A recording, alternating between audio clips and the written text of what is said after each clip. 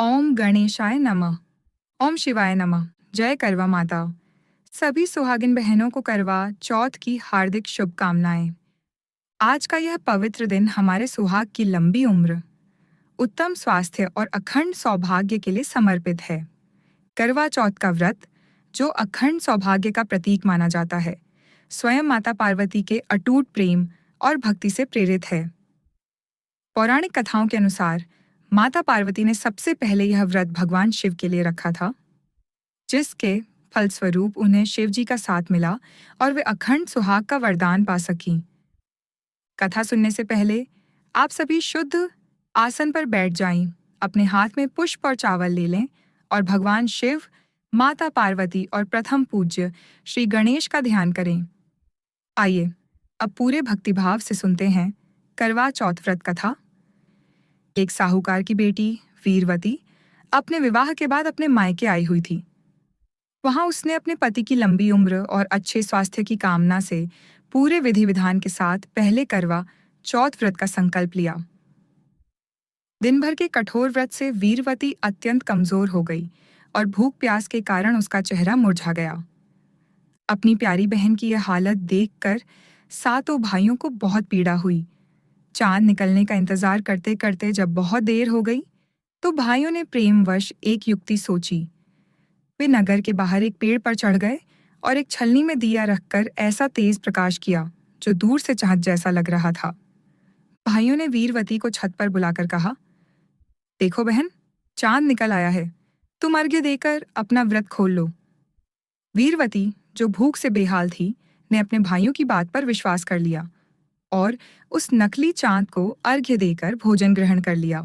जैसे ही वीरवती ने व्रत तोड़ा, व्रत के नियम भंग होने के कारण करवा माता अप्रसन्न हो गईं।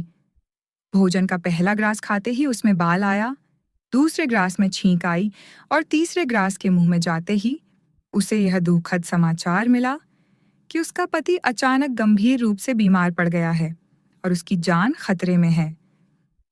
वीरवती तुरंत अपने ससुराल पहुंची और पति की दशा देखकर विलाप करने लगी। उसे तुरंत एहसास हो गया कि यह सब उसके व्रत में हुई भूल के कारण हुआ है। दूह की इस घड़ी में वीरवती ने अत्यंत श्रद्धा से भगवान शिव और माता पार्वती का ध्यान किया। उसकी भक्ति और पश्चाताप को देखकर माता पार्वती ने उसे दर्शन दिए। पार्वती जी ने वीरवती से कहा, पुत्री, तुम्हारे भाइयों ने तुम्हारे कष्ट को न देख पाने के कारण छलनी में दिया रखकर तुम्हें चंद्रमा का भ्रम कराया और तुम्हारा व्रत तोड़वा दिया। इसीलिए तुम्हें यह कष्ट मिला। यदि तुम अपने पति का जीवन बचाना चाहती हो, तो तुम्हें अगले 1 वर्ष तक आने वाली सभी चतुर्थियों का व्रत पूरी निष्ठा और सच्ची श्रद्धा से करना होगा। वीरवती ने माता पार्वती के आदेश का पालन किया। उसने अपने पति की सेवा करते हुए पूरे 1 वर्ष तक प्रत्येक चतुर्थी का व्रत अत्यंत नियम और निष्ठा के साथ किया।